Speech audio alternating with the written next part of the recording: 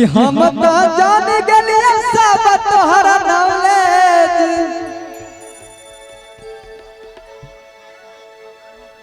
ऐसा था कि अरे ना ना ना ना रे ना ना रजाई में कि उठा लाली रे उठा लाली आ उठा लाली जदी न भर लगई में रे छौड़ी बिगाड़ जाई में उठा लाली जदी न भर लगई में रे छौड़ी बिगाड़ जाई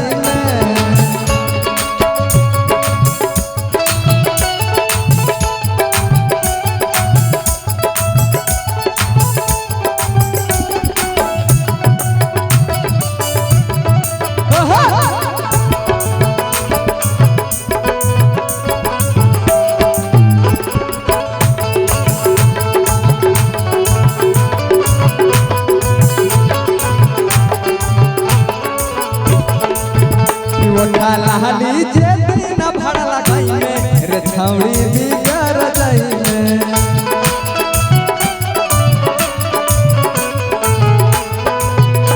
यहाँ बनाइले बना कहते हैं god god god god god god God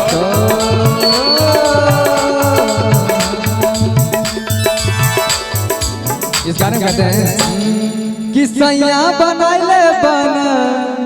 सीधर के जान गे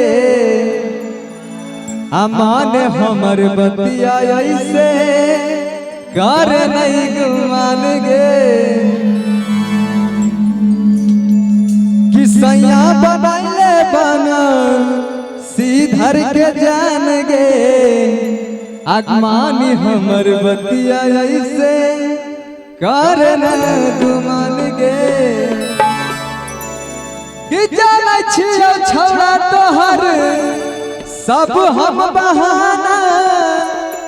अरे मुसकी से मारै छही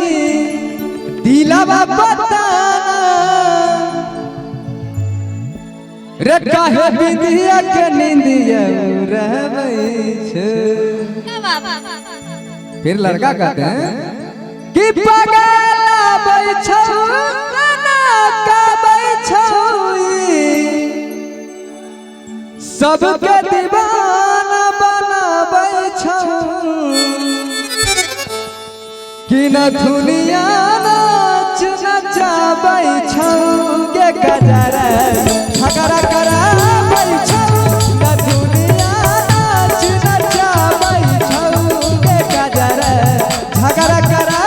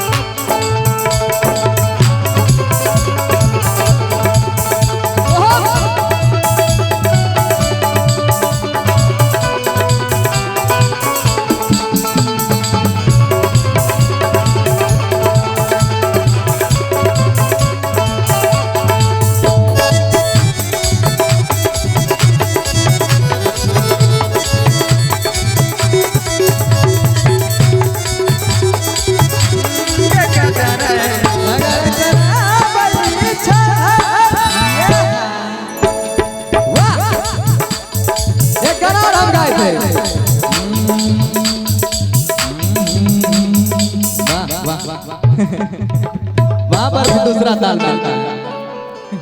क्या बोल रहे थे आप लोग?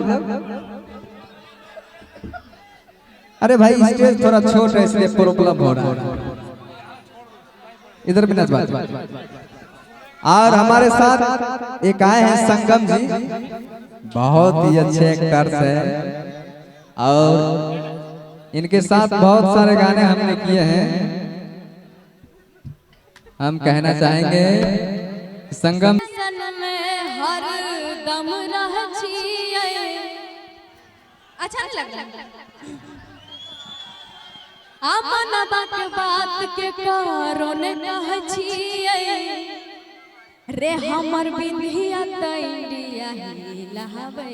छै कि पगलाबै छौ गाबै छौ सबके दीवाना बनाबै छौ कि न दुनिया नाच नचाबै छौ गे कजरा ई झगड़ा कराबै छौ अरे कि टेंशन में हर दम रह छियै मनबा के बात के कारण कह छियै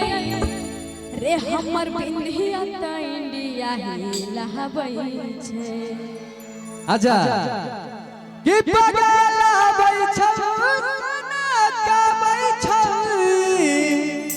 सबके दीवाना बनाबै छौ कि न दुनिया नाच नचाबै छौ गे गजरा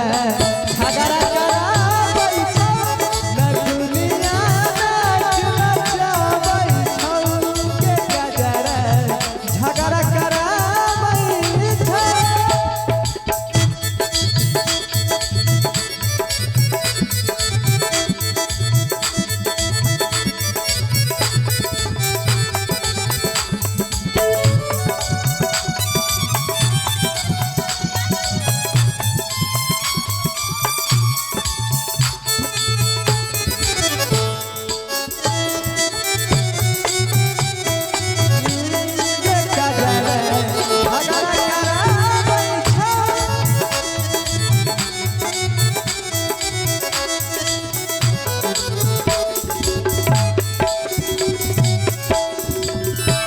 और क्या